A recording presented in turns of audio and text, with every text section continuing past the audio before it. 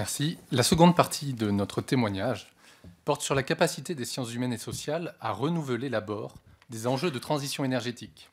Nous nous appuyons sur plusieurs projets de recherche récents, dont un projet ANR. L'enjeu climatique conduit à rechercher des politiques de transition énergétique organisées autour de solutions, notamment technologiques, de grande échelle, telles que la capture et la séquestration du carbone, le nucléaire ou encore l'éolien offshore. Cette gouvernance par les quantités promettrait de faire émerger une économie décarbonée en un temps court. Elle semblerait plus gouvernable d'un point de vue économique. Pour autant, elle restreint considérablement notre perception des enjeux politiques, sociaux et environnementaux de la transition. Seules sont discutées les options les plus homogènes et les mieux quantifiables. Les sciences humaines et sociales livrent une toute autre réalité des processus de transition énergétique. Le développement de nouvelles énergies ouvre des processus aux dimensions multiples. Valoriser le vent ou le soleil ne se fait pas sans mettre en jeu d'autres ressources. Par exemple, l'éolien terrestre a soulevé d'importants enjeux de structuration foncière et de paysage, ou encore d'intégration au réseau électrique. L'ensemble de ces héritages sociaux, institutionnels, technologiques, spatiaux, constituent bel et bien des ressources pour la transition énergétique. Beaucoup de contributions des sciences humaines et sociales rendent compte de ces dimensions et des enjeux de conduite de la transition qu'ils soulèvent.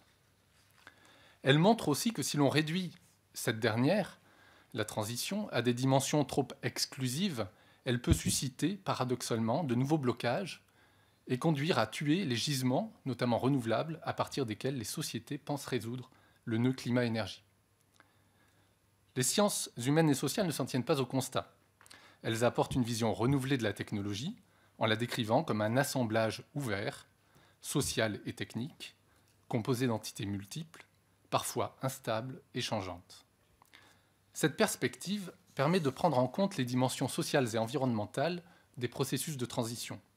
Elle rend compte de leur caractère systémique, des changements de parties prenantes et du besoin constant de s'accorder sur ce qui est prioritaire et sur ce qui fait valeur.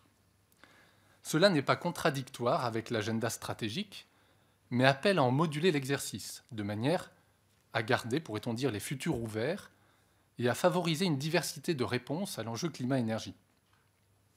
Enfin, et c'est le dernier point de notre contribution, voici 3 propositions pour favoriser les synergies entre sciences humaines et sociales et sciences technologiques. Tout d'abord, on l'a déjà dit à de multiples reprises, améliorer la représentation des sciences humaines et sociales dans les comités scientifiques ou d'experts, que ce soit à l'ANR ou dans les ministères par exemple, ce qui suppose de dépasser le présupposé fréquent d'uniformité des sciences sociales. Elles ne peuvent pas avoir un représentant unique. Deuxième proposition, soutenir des structurations interdisciplinaires en amont des projets de recherche, en amont de l'exercice usuel de la recherche. C'est décisif pour se forger un langage commun et ensuite déployer les choses de manière conséquente, constructive. Enfin, dernière proposition, demander un copilotage sciences technologiques SHS conjoint, voire un pilotage sciences humaines et sociales de projets scientifiques interdisciplinaires. Monsieur le Président, Mesdames et Messieurs, nous vous remercions de votre attention. Merci beaucoup pour cette intervention à 2 voix. Et pour terminer cette partie sur l'énergie,